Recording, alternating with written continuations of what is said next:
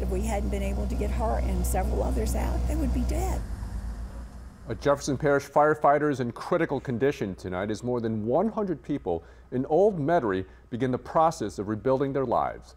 Good evening, I'm Ton Trump. And I'm Karen Swenson. It could be 8 months before dozens of senior citizens get back into their condos after a fire tore through a complex in Old Metairie Saturday night. Meg Farris brings us the story tonight. She joins us live from the Delamon condos in Old Metairie. Meg?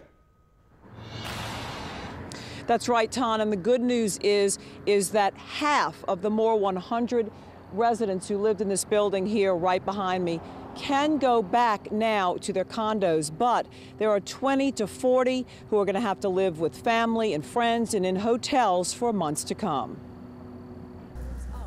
Laura Clotworthy's voice still cracks from the smoke inhalation, but her memory of breathing through a coat and of not being able to see in the smoke is crystal clear. I had to throw it across my face, and I'm in the stairwell with that across my head, over my head, choking on smoke and trying to get this lady out. She knew where her bedridden neighbors lived and helped at least 5 get out. For me to try to lift a wheelchair with someone who weighs 200 pounds, God gives you strength to do what you need to do. The extensive repairs begin today. Roofers, contractors, structural engineers, cleaning crews were all at Delamon Place beginning the task.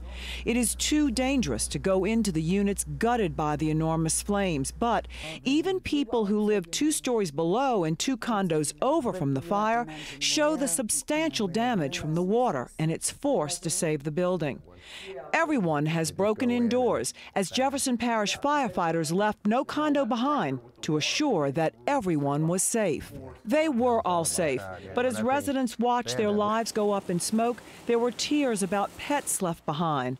But today, good news about all pets and one woman's decades-old pet parrot. She was crying, she was upset, and I saw her yesterday and I said, I understand your parrot's fine. And she started crying and gave me a big hug and everything. But even with all this loss, the main concern on people's hearts is 49-year-old firefighter Dan Ziegler, in critical condition but stable tonight at the UMC Burn Center. Their attitude was just exemplary. I mean, I can't say enough good things about them.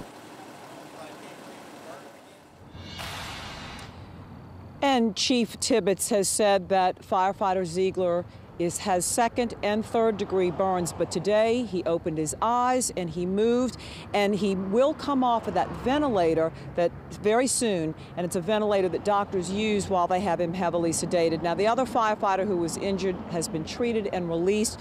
He had burns, minor burns to his hand. And also, please go to our webpage and we will link you with a GoFundMe page for firefighter Ziegler. Reporting live from Old Metairie, Meg Farris, Eyewitness News. So good to hear that there are some signs of improvement on him. Thank you, Meg.